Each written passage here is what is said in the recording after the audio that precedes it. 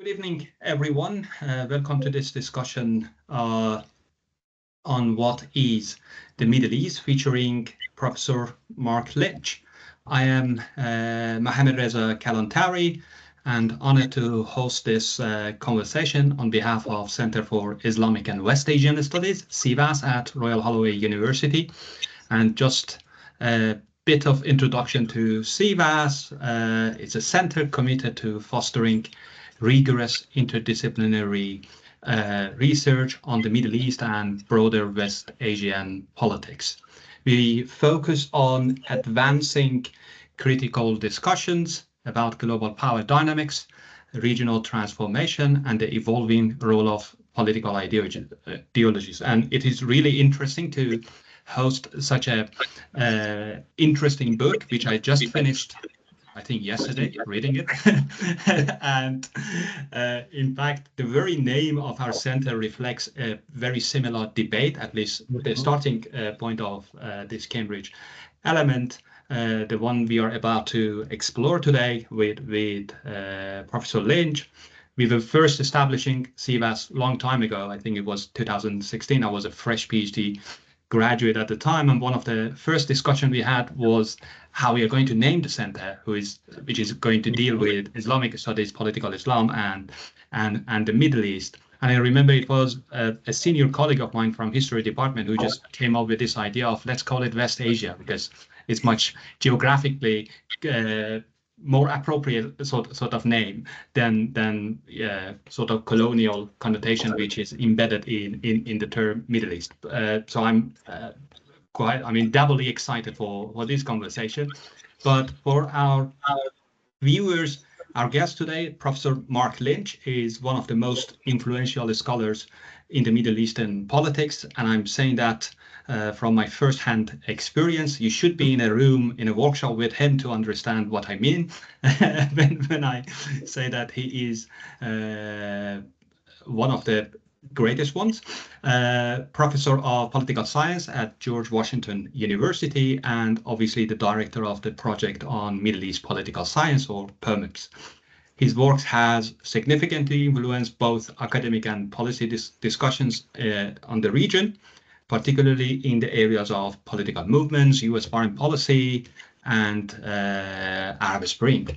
So his latest book, the one which we basically gather for today, is What is the Middle East, which is a part of Cambridge Elements in Middle East Politics series. Basically, I didn't know before this book coming out that we have Cambridge Element, which is really interesting. It's concise, authoritative, a bit extended version, or in terms of the length, than a peer-reviewed journal article, but it is shorter than a monograph. And unlike traditional academic books, elements are meant to be highly accessible. And I encourage all of you, those of you listening, I don't know, at the end, I'm going to ask for your permission because I use that grace period to download the free version. It's not there anymore, but I can share that with our our attendees today. Just a little bit background about the book, which is in particular, it challenges, if I understood it correctly, the very definition of the Middle East, arguing that is less a self-evident region and more a construct shaped by colonial history. And it talks about Cold War politics, institutional conventions, and the rest of it. So I don't know how to start because you know your stuff much better than what I do, but I am just a bit of because I thought that we can start with the very first chapter of the book, or we can go. I have a couple of questions myself, and by the way, attendees, you can just post your questions into Q&A box, so we can just share at the end of this conversation in a Q&A session. But we can go like chapter by chapter if that works for you, or at least we can start is with this very broad question to have your take on. What is the Middle East, after all? Well, thank you so much for inviting me to talk about the book, and it is great to see you again.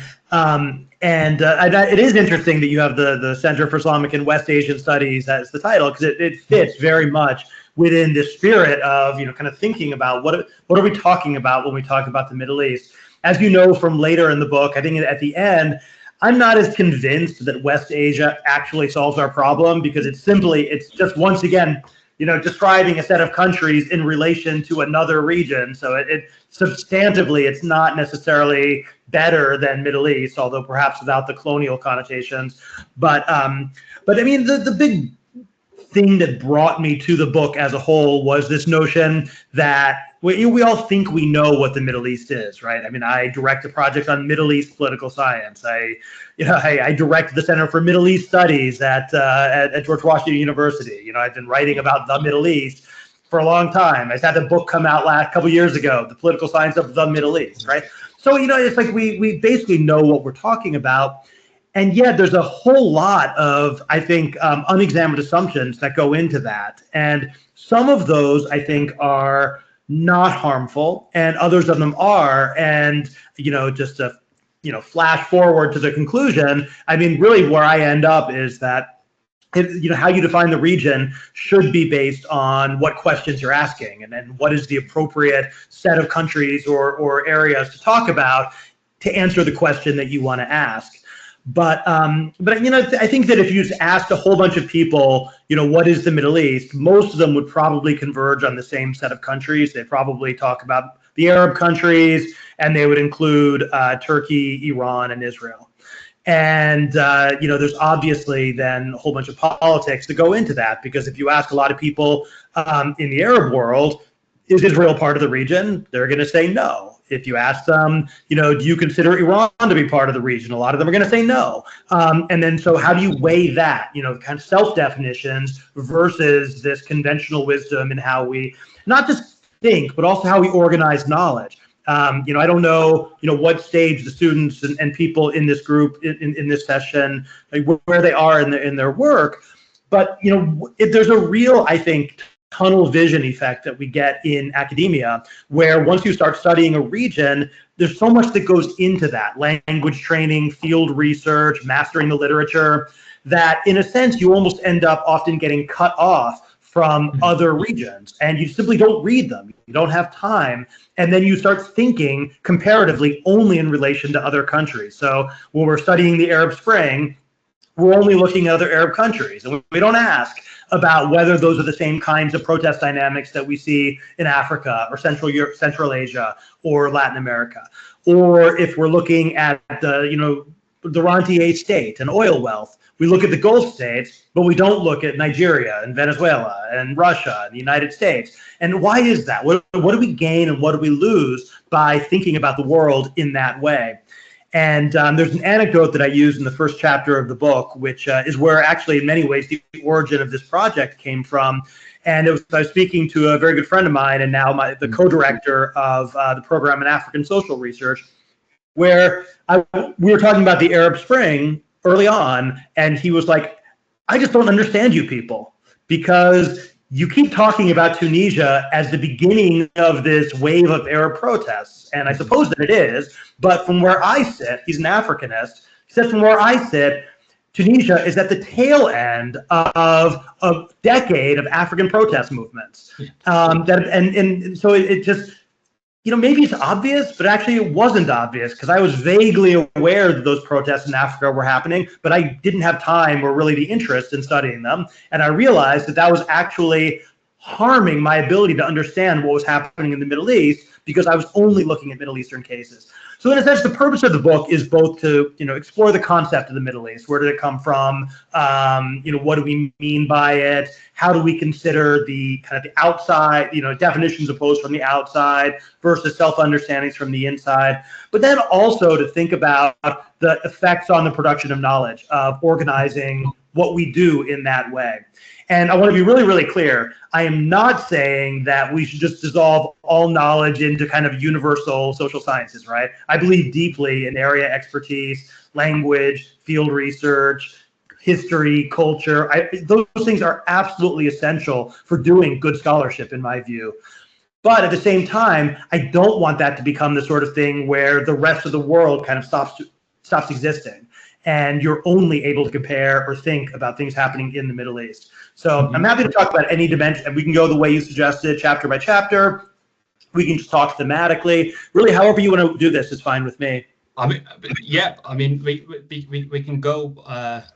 As I said, I have a couple of questions, but on very note that you mentioned, because I teach this last year, sort of last undergraduate year, foundation of Middle East politics. Okay, the book which you just mentioned is one of the basically textbook, the Oxford University book, the Political Science of Middle East, which came out.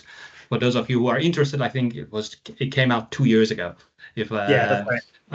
And it's interesting because every chapter, every theme you have the collection of authors or contributors to basically debate and talk about specific theme of politics of the Middle East. So when it comes to that, because I apply this network sort of thinking and approach when it comes to Middle East, I have to define what countries in this, I don't know, in this term we consider as Middle East. So we have 16 countries, for example. I mean, all Arab countries, because we frame it as West Asia. So we, for the sake of Sinai, we bring Egypt as well, and that's into our conversation, along with Persian Gulf countries, Iran, Turkey, and Israel, Palestine. So there are 16 countries. So that is how we define, or I define it for my case. But the question which arises is the very significance of this sort of border, because to me, as enthusiast of the region, I remember that this dichotomy, that whether Middle East is an exception or it's like any other region. Exactly.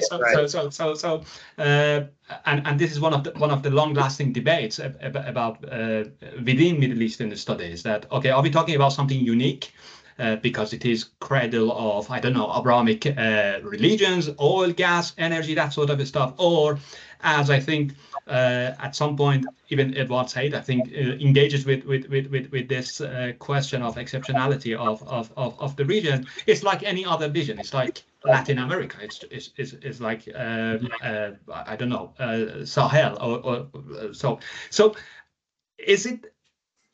does it matter that how we define the borders of this region? And if it matters, does that have any influence on how we answer that dichotomy, whether it's exception or not?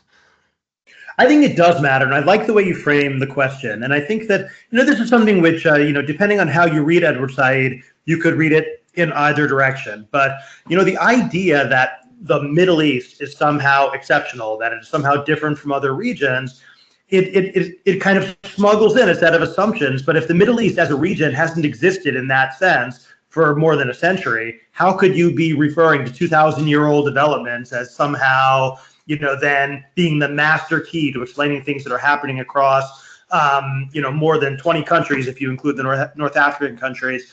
But then also stopping there. Why would Islam, explain the patterns of behavior in the so-called Middle East, but not in India or Indonesia or Malaysia or any of the Arab or Muslim countries or Muslim populations all over the globe? Or if you wanted to look at Ottoman legacies, like many people do, well, the Ottomans were all over the place, not just in what we call the Middle East, including a lot of what we now think of as Europe and the Balkans and all of that. So if it's Ottoman legacies, that doesn't help either. So does it matter or does it not matter? And this is a tough question. And you notice in the book several times I quote one of my favorite social scientists who works on the Middle East, Asif Bayat, who he took up this question a few years ago, and finally by the end of it, you could just tell he was just exhausted. He was like, because once you've worked it from every angle, you end up with, well, you've got to choose something, and this works better than anything else, so let's just stick with it. So I think the way that I usually what I came away with in the book is that I think people should go into it kind of problematizing things and being highly aware of the implications of the choices that they've made, but not be paralyzed into not making any choices. But those choices are going to vary, like I said, depending on the question you're asking. And so I'll give you a couple of very specific examples of this that I used in the book. So for example, Afghanistan, right? Afghanistan is not part of the Middle East by any definition, really, that is in regular usage. But if you're trying to explain patterns of conflict and war and political instability in the Middle East in the last 20, 30 years, how can you not look at Afghanistan? If it's one of the origins of Al Qaeda, there was a war there for the United States was fighting a war there for over 20 years, which was largely being coordinated out of CENTCOM and a massive air base in Qatar. The negotiations with the Taliban that ended at least the American side of the war also took place in Doha. And the connections there are pretty clear and pretty strong, and yet because of this artificial distinction that says the Middle East stops in Iran, it just disappears. And I was talking to someone the other day who pointed out that right now there's something like 6 million Afghan refugees in Iran, right? So how can Afghanistan be not part of Iran's Middle East? So if you want to understand Iran, why would you stop at the border of Afghanistan? It really doesn't make sense. But if you include Afghanistan, how could you not include Pakistan? How could you not then include India, right? So you get infinite regress. So, and another example is when I was looking at the war in Yemen, when it begins with it's going on for quite a long time, and it really is an Arabian Peninsula type affair with Saudi Arabia intervening and organizing this coalition in 2015. But then if you look at the actual conduct of the war, a lot of it includes this naval blockade of Yemen, which the UAE was helping to enforce in part by building up a network of naval bases along the East African coast, and militarizing the island of Socotra, and basically turning this into an Indian Ocean-wide blockade of Yemen, which had obvious impact on the Red Sea. How can you talk about the Middle East and not talk about the Red Sea, but also talking about the Horn of Africa, right? So all of these things it basically became, not just because it was conceptually maybe fuzzy to talk about just the Middle East, but even operationally, trying to talk about very specific, important things happening in the region right now. I found that map of the Middle East was actually obscuring things rather than clarifying them. And then, of course, the Houthis turned that all around last year when they declared, the blockade on shipping because of Israel's war in Gaza. And then all of a sudden, you see these very direct effects of, by closing down the Straits of Mandab, the closing down shipping into the Red Sea. You're destabilizing the Egyptian economy. You're basically shutting off a great deal of Israeli trade and Israeli shipping, but also interfering with Saudi Arabia's plans to develop the Red Sea and Neom, right? So all of these effects on what we would think of as classically the Middle East would largely have been simply ignored by many traditional maps of the region, especially when you see people talking about subregions, where you want to say, look, the Gulf is one thing, the Middle East is just the Levant, Israel, Egypt, and the Levant. North Africa is its own thing. But my Yemen example shows, here's something which is Arabian Peninsula having direct effects on the so-called core of the Middle East. And so I'm not saying that it's useless to talk about the Middle East. I'm talking about trying to figure out what countries and what areas it makes sense to talk about to answer specific questions. And so I've been a big fan of this recent explosion of Indian Ocean studies. There's another series of absolutely fascinating research on the connections between the Sahel and North Africa. There's been obviously a lot of stuff that I'm personally very interested in the historical connections between East Africa and the Arabian Peninsula. But then all of that, Indian Ocean studies is also about the history of British imperialism, which obviously connected the Indian subcontinent to the Arabian Peninsula and the Middle East. And it's like we've forgotten all of those things because of the way we've organized knowledge. I can tell you that in my graduate education about the Middle East, I never once had to read about the British Empire and India. I never had to study the Sahel because those weren't part of the Middle East. And today, I think that's a big mistake. I understand why they did it, but now I think it's a mistake. interesting, and in the process you answer a couple of my questions, because I had this, and I really like even the titles of the chapters.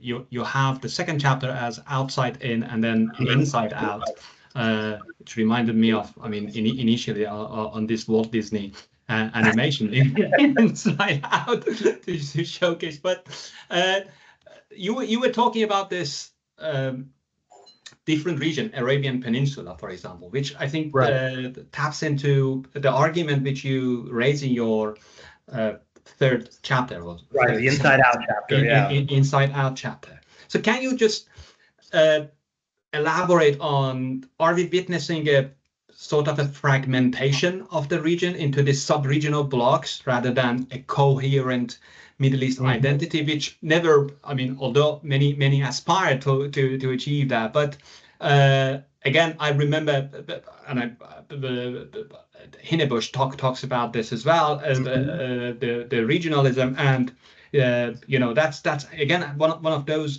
big questions, that why we don't have or something like a robust, impactful, let's call them, regional structure. So again, one example would be GCC itself, that in all measure, it should, on the paper at least, be much more coherent than European Commission. That they have the shared language, shared religion, but we know, I mean, and by the proof of history in 2012, then later on 2017, Qatar embargo, even that cannot be considered, while for so long it was considered one of the success sort of regional bodies, but now it is fractured. Is it something, again, I don't, without tapping in or trapping ourselves into this exceptionalism or not, something unique about the region, that this we don't have sort of this regional active sort of structures, or it's just or are we witnessing something different or something new? I mean, I can go to axis of resistance or that sort of stuff, but sure. Yeah. Let me try and answer those questions one at a time, because they're two very different questions. Yeah. So on the first one, in terms of kind of sub-regionalism, I mean, I think, as I say in the book, in the conclusion, there is a stronger case for treating particular sub-regions as kind of coherent units. I mean, the Arabian Peninsula, you have a lot of commonalities in terms of social structure, language, economic structure, common history with colonialism. There's a lot of things where it kind of makes sense to look at the Arabian Peninsula as a sub-region. Although the constant exclusion of Yemen from the GCC suggests that it's not a fully coherent. And same thing, if you go to North Africa, I mean, you can clearly see like commonalities with kind of architecture, the the French Arabic divides, the uncertain role of the Berber population, all these things, and you can clearly see this as a common coherent thing. And same thing with the Levant, where you have the former Ottoman provinces, and when they drew the map famously after World War I, there obviously there's a lot of things which bind Syria, Jordan, Palestine, Lebanon, Iraq together in ways they're not fully comparable to the Arabian Peninsula or North Africa. And so at one level, you can see from there's a lot of reasons to think that these sub-regions would be better. But even there, then you're constantly suddenly struck with things that make you wonder if that's true. Think about how the Tunisian revolution sparks a revolution in Yemen, right? If you're only thinking in terms of sub-regions, that shouldn't be happening. And then even when you see this turn inward, towards a sub-region, like where you see like the UAE and Qatar and Saudi Arabia, they really are economically, culturally, politically, they're disengaging from the Middle East, right? They don't look anything like the disaster that is most of the region. They're insulated from it. They're more like global capitalist entrepôts than they are, part of the Middle East. but that coincides with the time when they're intervening more politically, economically in Arab countries than they ever did before, right? So it's you know, you could tell a story about the GCC's disengagement from the Middle East, but at the same time, the GCC has never been more politically active in the Middle East, and so it's hard to, you know, tell a fully sub-regional story. And then even there, the boundaries are blurred, right? Because even there, you know, I talk about, you know, Saudi Arabia as being part of the Arabian Peninsula, but look at its borders, right? It's, you know, it's clearly relevant to what we think of as the Levant. And then again, you have these things like, what even is a border? Like, and I was really struck when we started doing work on the early version of this, me and Zach Mampidi and Hisham Aidi, you know, with Ali Mrazoui back in 1974. He's like, I never understood why the Red Sea is a border, but the Sahara Desert is not. No. Right? You know, people have been crossing the Red Sea, you know, or for that matter, the Gulf of Aden, you know, for millennia. And it's not more of a barrier really than the Sahara Desert is, which has been crossed by Bedouin for millennia.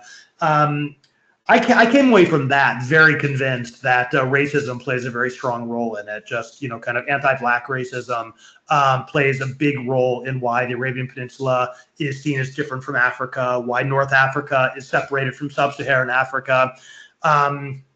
And I think it's unavoidable, the kind of colonial racism, but then also indigenous racism. Think about the legacies of slavery, kind of East African slavery into the Arabian Peninsula and Iran. Think about the legacies of, again, of slavery in West Africa, and especially French racism in dividing kind of West Africa from North Africa.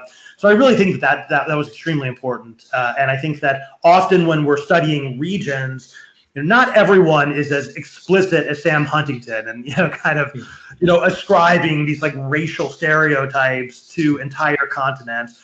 But a lot of like the comparative regionalism work implicitly does the same thing. You know, it's like, okay, we're going to treat all of Africa as one region. Well, why exactly? That's because they're all Black, right? We're going to treat all of Latin America as one region, even though the biggest country in Latin America speaks Portuguese, not Spanish, and they have a very different colonial histories, and the climate and the temperature and the economies look completely different in North versus South. So in other words, there's a lot of this kind of like, I think, smuggled racism that goes into how we define these regions. And the Middle East, of course, has always been a liminal case in that. You know, somewhere between Africa, and this is basically flat out the League of Nations mandate system, right? You know, you've got your type A's, your type B's, and your type C's, and they perfectly map onto racial categories. So, but anyway, that's a long answer to your first question.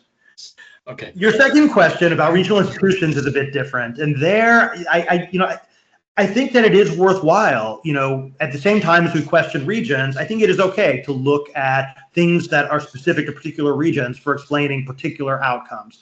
So why are there no functional region-wide institutions? Part of it, I think, is the tension between outside in and inside out. So in the 1950s, for example, you saw the United States try over and over again to create security organizations which would integrate Israel into the region along with Arab states and Iran then under the Shah and Turkey. And it led to popular explosions, right? The Baghdad Pact riots, the overthrow of the Iraqi monarchy, because it was so unpopular.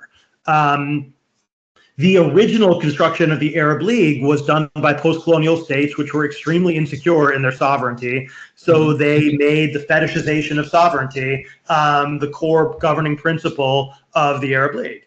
And so that basically prevented any kind of meaningful functional cooperation. And you ended up with the League of Arab States becoming essentially irrelevant. Whereas Arab summit meetings, the meetings between the leaders, then become these moments of, you know, these defining moments of kind of the formulation of Arab consensus and that sort of thing. But again, the Arab summit meetings, this is about, you know, this is pure realism, right? L'état c'est moi. This is, you know, the king is the personification of the state, as opposed to what many regional organizations are, which is this is the water cooperation. This is the management of refugees. This is a common currency. This is ensuring, free movement of labor, right? That's what the European Union was built on. That's what ASEAN, Mercosur, many of the other regional organizations, that's their lifeblood, is functional cooperation. And in the Middle East, you don't really have that. You have this top-level cooperation responding to a popular shared identity, which includes some but not all of the countries in the region. And then you have, kind of the intense competition among those states. So, the GCC fell apart, as you said, in 2017 with the blockade of Qatar, but that had been brewing for a decade.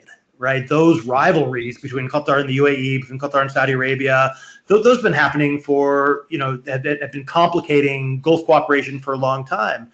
So anyway, I kind of feel like the history matters here, but also like the mechanisms of it. Classically, I don't know if most people who work on the Middle East, they don't have to read this literature because it doesn't matter for them.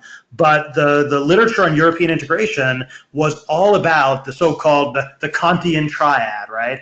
Mutually reinforcing democracy, economic integration, and international institutions. And the idea was that they would mutually reinforce each other so that, you end up with this kind of liberal peace. And in the Middle East, you didn't have economic integration, you didn't have shared institutions, you didn't have democracy, so it was defined pretty much by the absence. But the one thing I'll say about that is that common formulation that I just gave you is manifestly not true.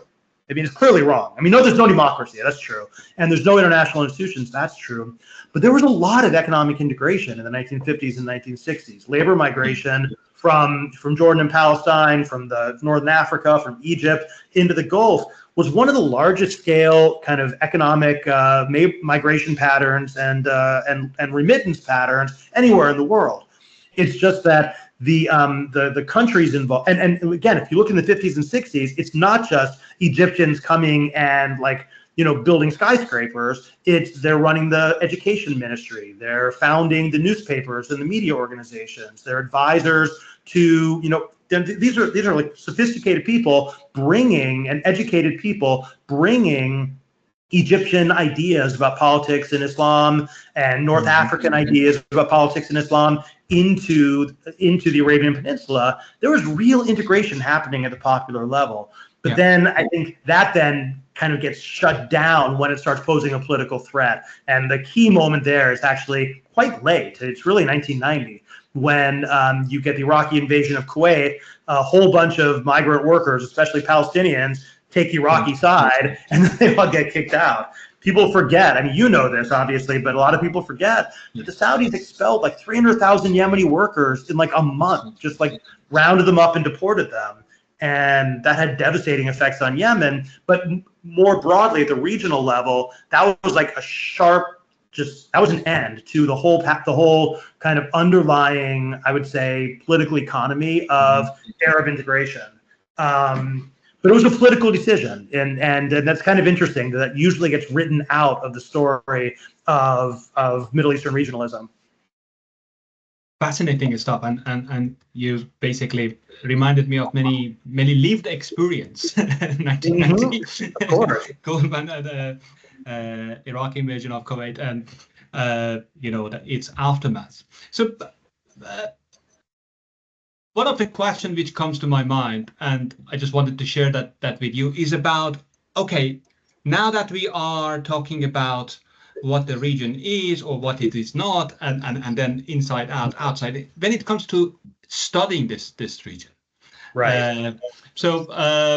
What would be, I mean, can you share with us what would be the most appropriate? Because when we are talking about that, this stereotyping, this is Africa, this is Middle East, that sort of stuff, then we always have this question of, okay, how we are going to bring theory in? Because if these are all unique sort of states or cases, then it becomes quite hard in theorizing.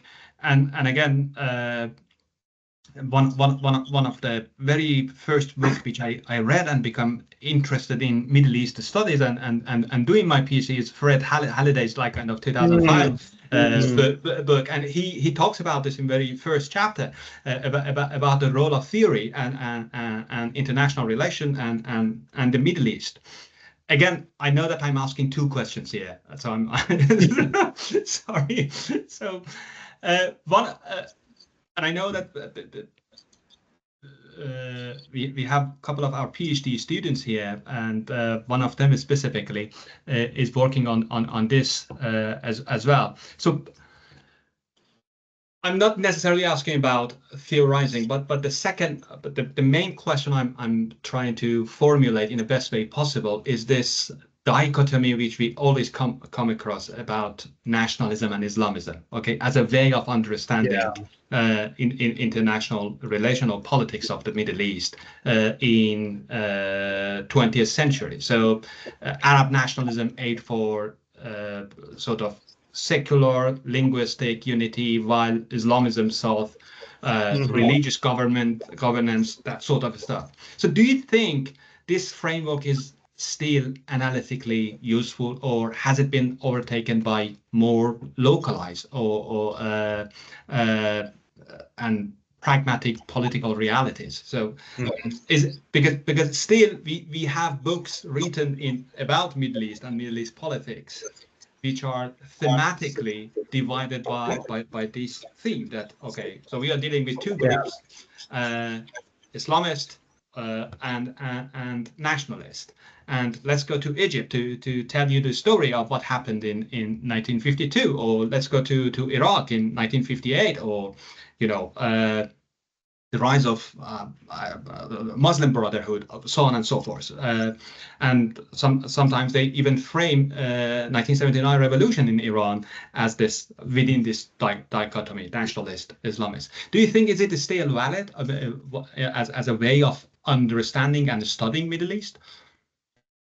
No, okay, those are great questions. And again, let me try and go in order, the first and then the second. They're both really interesting. And then Fred Halliday will never be overtaken. He'll always be useful. I still use Halliday's book on international relations in the Middle East.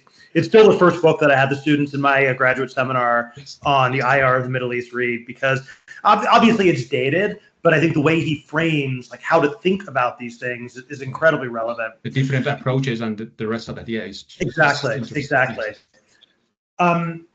But on the first question of how can you study these things, and also I noticed in the chat Hussein's question, how do you manage this tension between the kind of wanting to take seriously the history and the local particularities of the region versus trying to think and theorize in relation to broader kind of global questions. And I actually think that another book that you mentioned earlier in our conversation, Ray Hinnebusch's book, is actually very good at this. He begins from a universalist premise, and then he says, "But here's 5 things that are unique to the history of the particularities of the Middle East, which explain why it looks different." And then he talks about, the distinction between state and nation, and the terms on which the Middle East is incorporated into the world economy, and the unusually high interest by global powers in the strategic competition, and a couple of other things. But the idea here is that he's not just saying, hey, the Middle East is different. It must be because it's encoded in their cultural DNA or something. He's giving very specific mechanisms by which you see the Middle East looking different from other regions, which people from other regional expertise could come back and say, well, wait a minute, actually, we see that in Asia also. Or they could say, yeah, that really is different. And that's one of my answers to your question, is that, I actually have become, with a lot of the work I've done with poll maps over the years, I've become very much a fan of meaningfully collaborative work. Not, kind of co-authoring for the sake of co-authoring, but rather co-authoring or working groups where people bring very genuinely different substantive expertise to the table so that they can challenge each other's assumptions. So, like all the work that I've been doing with Zagman Pili and Hisham Edi, they can come and we can actually have a serious conversation about, if we're talking about, the effect of economic downturns on protests, we can actually, I can speak with some confidence about what we've observed in the Middle East. They can speak with confidence about what they've observed in Africa. We can actually compare those things. And if we co-author, we can actually say something substantive. It would be useless for me to write as a single author a comparison between the development experience of Egypt and Brazil. I know nothing about Brazil, and I can more or less find it on a map. That would not be a valuable exercise in theory building or testing. But if I'm working with the Latin America expert and someone that we shared a common theoretical orientation and set of questions, then that can become extremely productive. But not, and I would emphasize this, not just having me write an Egypt chapter and her write a Brazil chapter. It'd have to be genuinely interactive, where you're testing each other's assumptions and evidence against each other so that you're generating knowledge in a way that I think is actually productive, instead of maintaining those kind of parallel tracks. So that's one way, is kind of the kind of collaborative work.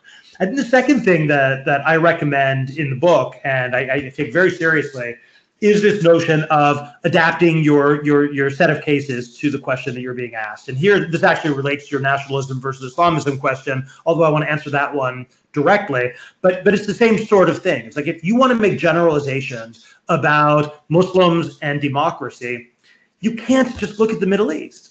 Right? I mean, the Middle East is a minority of the world's Muslims. And so if you're going to say there's something about the textual, foundations of Islamic spirituality or Islamic texts that makes them incompatible with democracy, well, then you need to explain, Muslim voters in Europe and the United States and India and Indonesia and et cetera, et cetera, et cetera. You can't just look at a whole bunch of countries that are non-democratic for other reasons, largely because the United States or the Soviet Union backed dictatorial regimes and kept them in power, which is a much better explanation for the absence of democracy in the Middle East than the fact that there's a lot of Muslims there, right? So that's the sort of thing that I think, if you have to adapt your set of comparative cases to the question being asked. Sometimes that will be the countries that we think of as the Middle East, right? If you want to explain, why did the United States not support democratization in the Middle East? Well, then the countries that the United States defines as the Middle East is a relevant comparative group, right? Because in a sense, that's what you're trying to explain.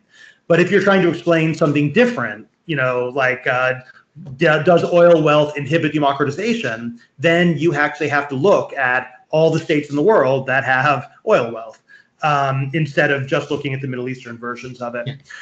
But I do believe, though, that, and this is one of the biggest problems, and there's a reason why you don't see this as much, and it's simply because very few people have both the time or the ability to develop the expertise in more than one region. I certainly haven't done it, and I've been doing a lot in the African studies literature for the last 5 years, but I would never call myself an expert on Africa.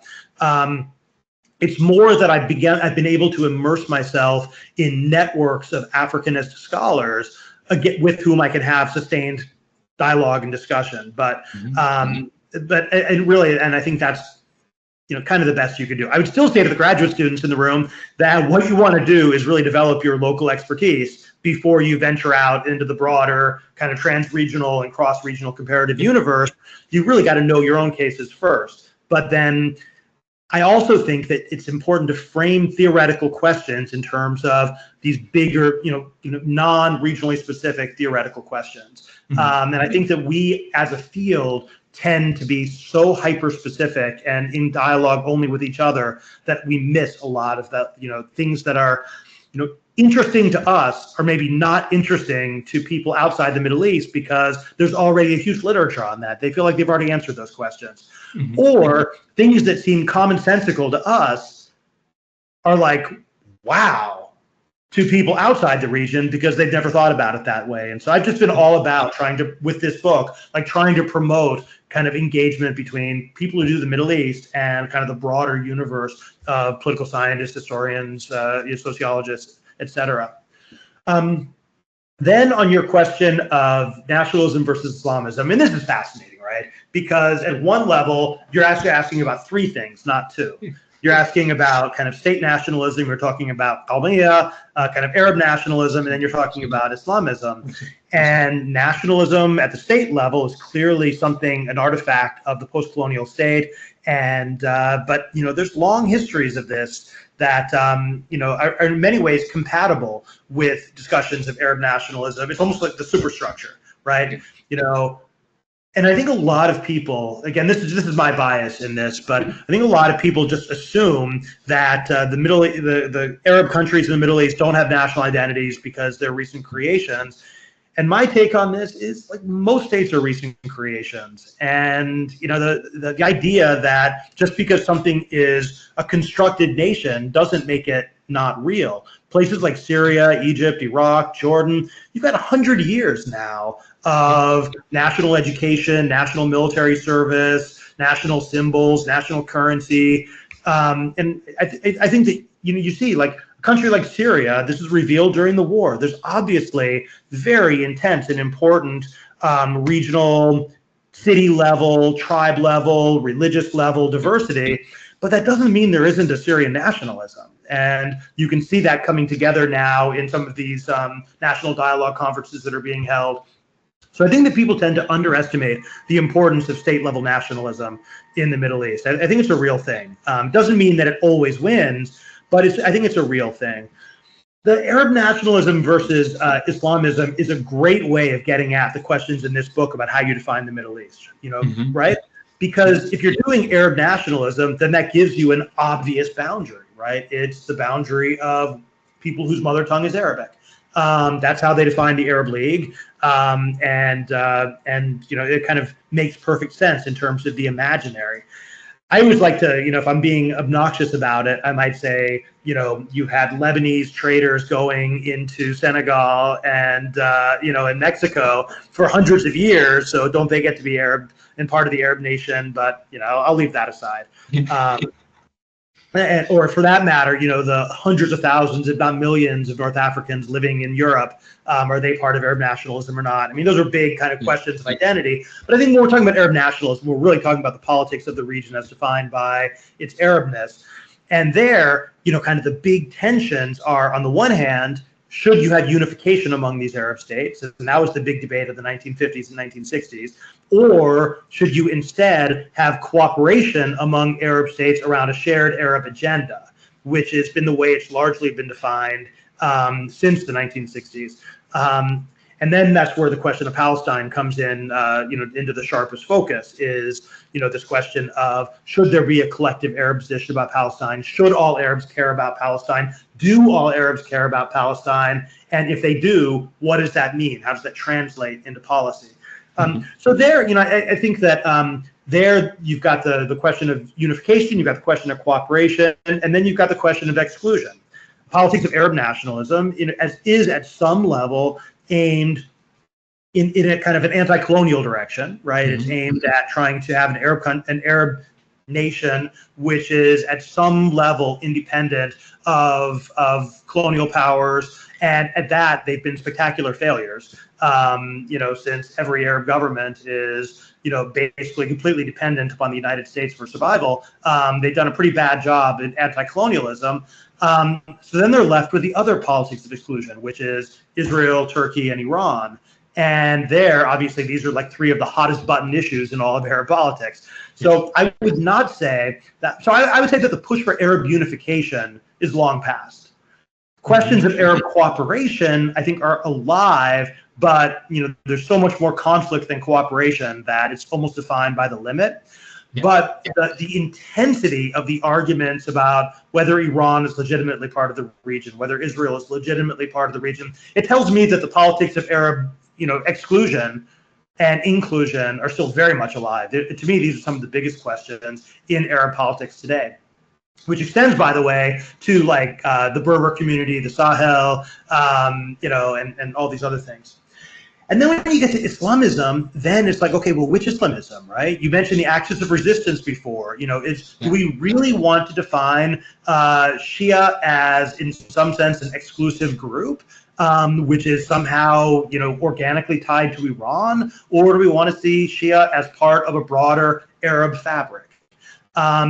When we talk about Islam, are we talking about Islamism? Are we really talking about kind of jihadism? Are we talking about some brotherhood style Islamism? Or are we talking about what Marshall Hodgson used to call the Islamic hate world, right? Where it's just basically a shared reference point.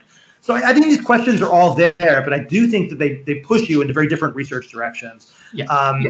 I mentioned in the book, I not as much as I wish I had, but I think one of the single best things I've read about this question of what is the Middle East was the anthropologist Niall Green, when he basically divides the world based on essentially these long historical connectivities: a Persianate world, a Mediterranean world, an Indian Ocean world. And I think it makes a tremendous amount of sense for like the lived experience of what it's like to be in each of those areas. And yet I don't think I've ever seen a single person in real life who identifies that way. Which is really great, because I'm personally involved these days about this sense of Iranian identity or Iranian nationalism, and the old and new, on because I'm looking at the long durée of this, and then it has some implication for post-revolution Iran. And I raised this question that whether the pivot to the sort of to the west, going to this Shii crescent, or however we want to or fertile crescent, is what was a good or appropriate move for revolutionaries, or had they gone towards the east and the Persianate world, they would have been much more successful. Very interesting. Because at least they were not trapped within this Arab sort of Persian or Arab Iranian rivalry. There are other issues, but hopefully at some point it comes out. But I'm like a kid in a candy shop today. I want to ask too many questions. I know that I don't have that time. Before we end, and I think you answered one of the questions.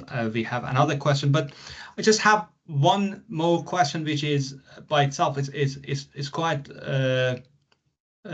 important for me, and I believe for centers like CVAS. So in your book, you raise this important tension between the institutional necessity of structuring Middle East studies program within university, and it was very sort of last stages of pages of your book, that the intellectual imperative to avoid treating the region as a rigid enclosed unit of analysis. So I have all those points. But beyond definitional issues, Middle East studies, area studies more broadly, face deeper structural challenge.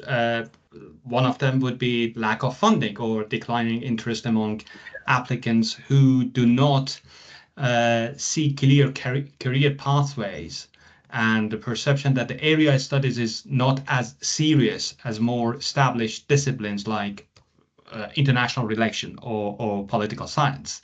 So I've seen many colleagues, many PhD students or undergrad students coming to me, despite deep engagement with the Middle East. I know a couple of colleagues who would basically shift their research towards more general IR or political science themes to be taken seriously by their peers, and ultimately to advance their careers. Would you agree that this reflects a broader trend, or if not, what do you think explain this shift, or am I just characterizing it correctly? Or when it comes to institutions like CVAS, which we have I would dare and say that we are the only sort of center within Royal Holloway who deals with Middle East politics, and we've gone quite slowly, gradually, but I'm proud of what we achieve in terms of receiving students and doing some research. What would be what should be the role of centers like CVAS in addressing these challenges, or should we double down on promoting area expertise, or should centers evolve towards more transregional. I know that you mentioned that when you were talking about this collaboration. No, these are really important questions because it's kind of cyclical, right? Back in the 1990s, there was a turn away from the area studies, then it kind of came back in the 2000s. So it is cyclical in that way. Right now is a very bad time for the area studies in the United States, at least, with what Trump is doing to Department of Education and I'm sure the attack on Middle East studies since October 7th and the war with Israel and Hamas has been like devastating to kind of the Middle East studies centers and education. But I would take a slightly broader approach to it. Let me give you kind of not data points so much, but observations.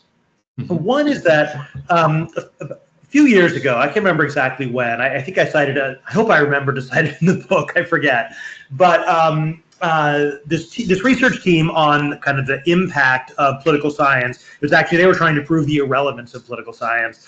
But they did a big survey of policymakers that basically said, how do you engage with political science? And one of the questions they asked was, which of these methodologies do you find the most useful in informing your day-to-day work?